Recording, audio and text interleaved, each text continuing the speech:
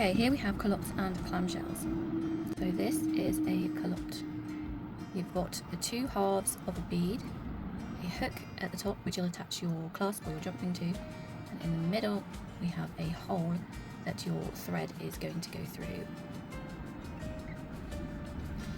This one is a clamshell bead, so you can see it's not bent over like the other one is, but it's the same layout. We have the two halves which will go together, we have the hole in the middle to insert your thread through, and then there is a loop at the top which you will attach your clasp or your jump ring to. Now I use these mainly with thread, but like silk, but you can also use a beading wire with them. So for thread, I've got my pre-stretched silk thread here, and you're going to need to make a knot near the end. So for this one, start off with your normal overhead, but instead of pulling tight here, wrap this around one more time. So you've gone through that twice, and then you're going to pull that tight. And really make sure that knot is nice and tight. Now you thread through your calotte, and we want this part to go over your knot.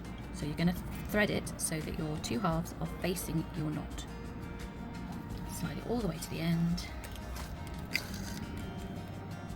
and it will look like this. Okay, the knot is nicely sat in there. So now what you do is you take some GS Hypo cement.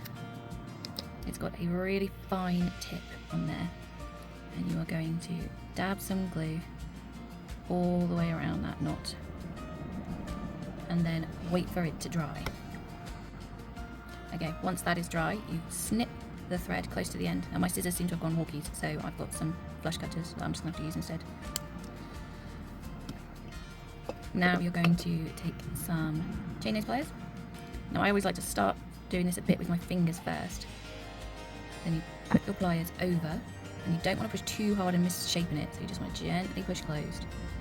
And I tend to just go round and round to make sure that it's nice and even, but again, don't push too hard because you don't want to scratch that surface. And there you have it.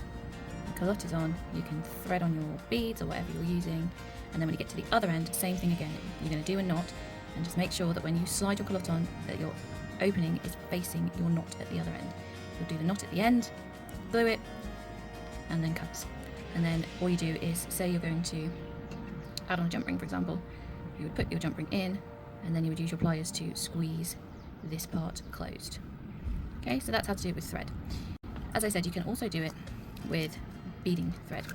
So with your beading wire, I haven't actually cut off a length, so I'm going to attach it this way around. So I'm going to take my clamshell, and I'm going to insert it so that the clamshells are going to be facing up, because my knot is going to be, well, my end bit.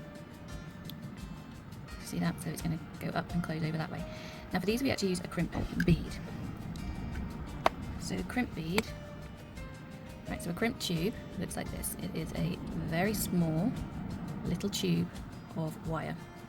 Now we're going to thread this on. Now I have seen a few people where all they do is thread it on and then they squash it flat. I'm not entirely certain that I trust that process. I'd like mine to be really strong, so I crimp properly.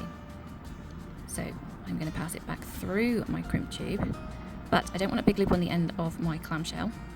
You can crimp it, have a loop at the end, and use that to attach your jump ring or your clasp to if you want to. I don't find that's very secure, and over time, you know, this will fray. So I'm going to have mine completely hidden for this one, so I want it as near to the very end as I can get it without it coming back through. So you see that? I've got a very, very, very small hole there. Now I'm going to take my crimping pliers. Now, crimping pliers look like this. They have a V shape here, which creates like a little tent in your crimp. And then you have 3 holes of different sizes, depending on the size crimp bead that you are using, or crimp tube that you are using. So first of all, you put it into that one, and you turn it sideways, insert into one of these, crimp again, and it will kind of fold that tent over on itself. Let's see if you can see this. So into the crimp pliers, so you can see the crimp is sat quite nicely inside those pliers, right at that V.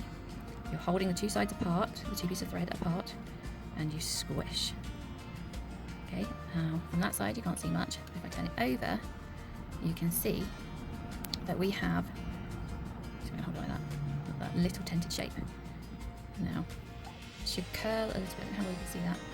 So that you're pointing, this little sort of C shape, I guess, it's pointing to the end of your pliers. And then you're going to cramp down. I think this one might try the next tube up for this one. There we go, that's better. And it has sort of folded it over on itself. Now these also come with a flat end, so that if you wanted to or needed to, you can take your flat end and crush them even more together. Generally speaking, you shouldn't need to do that. Now, depending on the length you left here, you can either pass it back down through a couple of beads, or you can cut this one short. I'm going to cut this one short. Okay, now you bring your calotte up and over, and then what we are going to do is fold over a little bit. Then I'm going to take my pliers, and I'm just going to keep, I'm not going to pull it all tight straight away because I want to make sure that that is nicely snug inside my clamshell. Now, keep going round and round, a little bit here, a little bit there. Again, not too forceful or you will squish it. And then it is done. Okay, so you have your little bead, the wire is not coming out, and then you are left with this hole that you can then attach your jump rings to. And here they are side by side. You can see ever such a slight difference in finish. Okay, so I'm going to add a pearl safety clasp to mine. So I'm going to take my little loop there. Now, as with most jewellery things, everyone does things in a different way. I have seen people just literally squeeze it shut like that. I prefer personally to make it more rounded. So I take my round nose pliers and just rotate to get most of the way closed. And then I give it a little squeeze so that you are flush here. I don't know if you can see that very well. You are flush, but you still have a nice sort of loop there. And then I will do the same with the other end. Push that in. Take my round nose pliers and rotate and squeeze. There is the finished piece. I've attached a little charm to my pearl necklace here, and there's the calottes at the end.